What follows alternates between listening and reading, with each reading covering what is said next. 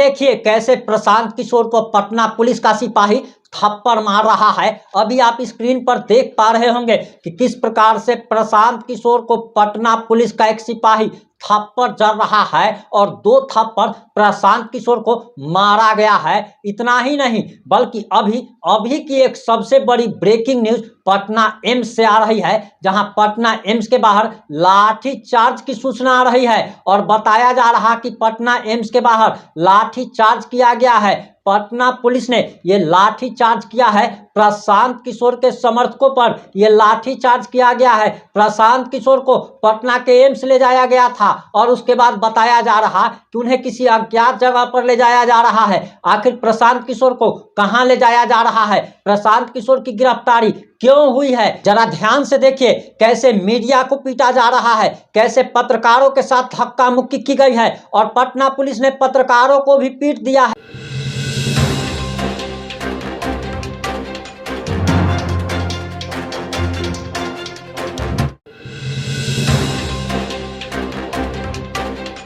नमस्कार, मैं प्रिंस कुमार सिंह और आप देख रहे हैं पॉजिटिव इंडिया। इस वक्त की सबसे बड़ी खबर आ रही है और आपको बताते चले कि अगर अभी तक आपने चैनल को सब्सक्राइब नहीं किया है तो खबरों से अपडेट रहने के लिए कृपया चैनल को सब्सक्राइब कर लीजिए। और जो लोग ऑलरेडी कर चुके हैं उन तमाम लोग को सहृदय धन्यवाद। अब वापस आते हैं अपनी खबर पर और आपको बताते चले कि आधी रात में प्रशांत किशोर को पटना पुलिस ने गांधी मैदान से बलपूर्वक जबरदस्ती उठा लिया। और इतना ही नहीं बल्कि ये भी समाचार आ रहा है कि प्रशांत किशोर के साथ मारपीट की गई है। आप स्क्रीन पर देख पा रहे होंगे कि किस तरीके से प्रशांत किशोर पर पटना पुलिस का एक सिपाही थप्पड़ चला रहा है। और अब तो खबर आ रही है कि पटना एम्स के बाहर प्रशांत किशोर के समर्थकों पर पुलिस ने लाठी चार्ज कर दिया है। समर्थकों को तितर बितर करने की कोशिश की गई है। आपको बताते चले कि अभी की सबसे बड़ी ब्रेकिंग न्यूज पटना एम्स से आ रही है और बताया जा रहा कि जब गांधी मैदान से पटना पुलिस ने जब प्रशांत किशोर को उठा लिया जबरदस्ती बलपूर्वक और उन्हें एक एम्बुलेंस में लाद करके पटना एम्स ले जाया गया। इस दौरान रिटायर्ड डीआईजी तक को धकियाया गया है। रिटायर्ड डीआईजी तक से मारपीट की गई है। इतना ही नहीं बल्कि पत्रकारों के साथ भी धक्का मुक्की की गई है, पत्रकारों के साथ भी मारपीट की गई है। आप सबसे पहले ये वीडियो देखिए, उसके बाद हम आपको आगे की बात बताएंगे।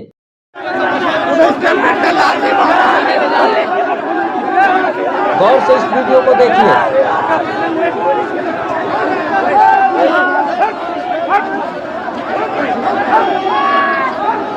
देखिए, ये देखिए, गौर से इस वीडियो को आप देखिए कि कैसे पत्रकारों के साथ धक्का मुक्की की गई है। वीडियो नहीं बनाने दिया जा रहा था। आखिर ये कैसी सरकार है, ये कैसी सरकार है जो कि शांतिपूर्ण तरीके से आंदोलन भी नहीं करने दे रही थी। मीडिया पे हाथ नहीं उठाइएगा।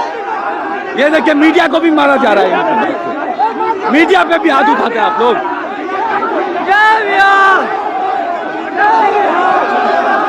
आपको बताते चले इसके बाद समाचार आ रहा है कि पटना एम्स के बाहर प्रशांत किशोर के हजारों समर्थक जमा हो जाते हैं। इसके बाद पटना पुलिस ने बर्बरतापूर्वक लाठी चलाई है। वहीं एक जानकारी आपको देते चले कि आज सुबह में जब हमने प्रशांत किशोर की गिरफ्तारी की खबर चलाई तो एक ऐसा कमेंट आया है जिसका जवाब देना हम जरूरी समझते हैं, क्योंकि ये बहुत सारे लोगों के मन में सवाल आ रहा होगा। हमारे एक आदरणीय दर्शक है, ये लिख रहे हैं कि आप लोग पढ़े लिख के यूट्यूबर बुर्बक वाली बात बोल रहे हैं। प्रशासन द्वारा धरने के लिए गर्दनी बाग है, ना कि गांधी मैदान। वहां 26 जनवरी को मनाए राज्यपाल द्वारा झंडा फहराया जाता है। पहली बात तो संजय सिंह जी, आपको लिखने नहीं आ रहा है, आप जरा लिखना सीखिए। अब आपको हम जवाब दे रहे हैं कि अगर दूसरे का बेटा मरता है तो लोग ऐसे ही ज्ञान देते हैं, लेकिन जब आपका बेटा मरेगा तब यही ज्ञान आपका कहां घुस जाएगा वो पता तक नहीं चल पाएगा। आप जरा देखिए कि किस प्रकार से प्रशासन ने मीडिया तक के साथ मारपीट की है। आप देखिए कि किस प्रकार से प्रशांत किशोर को उठाया गया है। ये 26 जनवरी की बात कर रहे हैं। अरे आप ये सोचिए कि जब आपके साथ ऐसा होगा तब आपका क्या व्यवहार होगा, आप कैसे रिएक्ट करेंगे, जरा सोचिए और इस बात को बताइए कि किसी भी, ये देश हमारा स्वतंत्र देश है, कोई भी किसी के खिलाफ भी आप बोल सकता है, आवाज उठा सकता है। हाँ, अगर उससे किसी दूसरे को कोई परेशानी हो रही है तब प्रशासन किसी प्रकार की कोई कार्रवाई कर सकती है। यही धारणा अगर बीच सड़क पर किया जाता, अगर आवागमन को प्रभावित किया जाता, अगर सरकारी संपत्ति को नुकसान पहुंचाया जाता, अगर उग्र आंदोलन किया जाता, तब इस आंदोलन का हम भी विरोध करते, क्योंकि यह हमारे कानून के खिलाफ है। लेकिन हमारे स्वतंत्र देश में कोई व्यक्ति बोल तक नहीं सकता है, शांतिपूर्ण तरीके से आंदोलन नहीं कर सकता है। जब आपके साथ संजय सिंह जी, जब ऐसी कोई घटना होगी उस समय आपको पता चलेगा। बहुत सारे लोग तो ये भी कहने चले आएंगे कि अच्छा है कि मीडिया वाले को भी पीट दिया।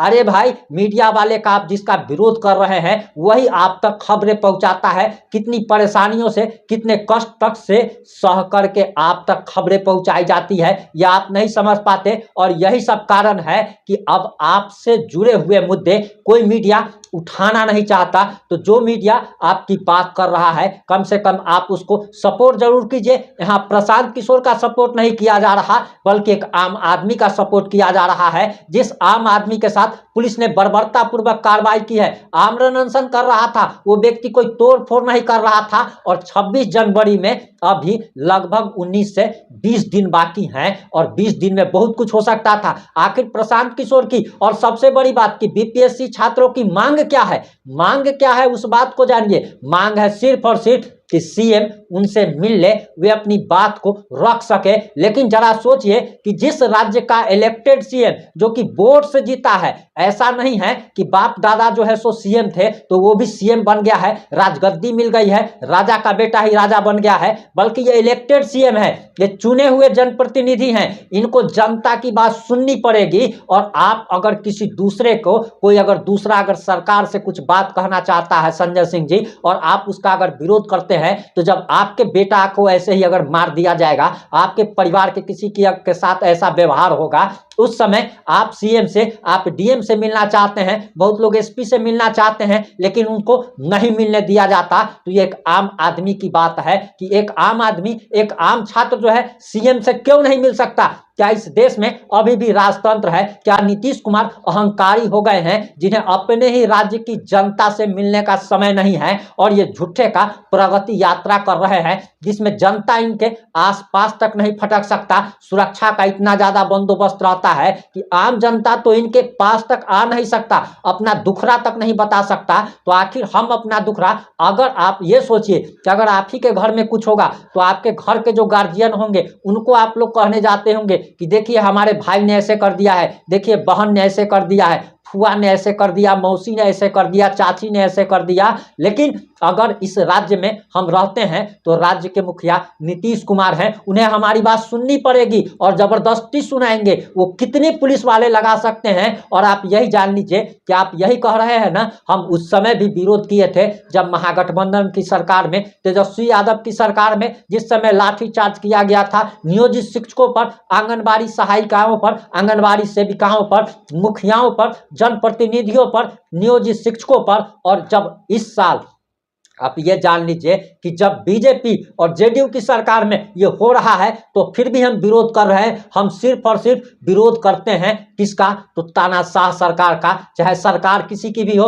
हमें इस बात से नहीं मतलब है कि सत्ता में कौन सी पार्टी है, हमें इस बात से मतलब है कि अन्याय किसके साथ हो रहा है। और अन्याय तो हो रहा है कि इस राज्य की जनता अपने राजा से, अपने सीएम से अपनी बात तक नहीं कह सकती, अपना दुखड़ा तक नहीं सुना सकता। जरा सोचिए कि बीपीएससी छात्र का क्या मांग है। वो कोई थोड़े कह रहे हैं कि गांधी मैदान हमारा नाम पर कर दीजिए जी, वो थोड़े कह रहे हैं कि आप जो है तो सीएम की गद्दी से हट जाइए, हमको बैठा दीजिए। वो तो सिर्फ और सिर्फ यही कह रहे हैं कि हमारी बात आप सुन लीजिए, हमें बस मिलने का मौका दीजिए। अहंकारी सीएम नीतीश कुमार को ये समझ जाना चाहिए कि छात्र अगर भड़क गए, छात्रों ने अगर ठान लिया तो ये तो सीएम तो छोड़ दीजिए, कहीं का मुखिया भी नहीं बन पाएंगे। आपकी इस मुद्दे पर क्या राय है, आपकी क्या प्रतिक्रिया है? अपनी प्रतिक्रिया जरूर दीजिएगा। जुड़े रहे हमारे साथ। जय हिंद, जय भारत।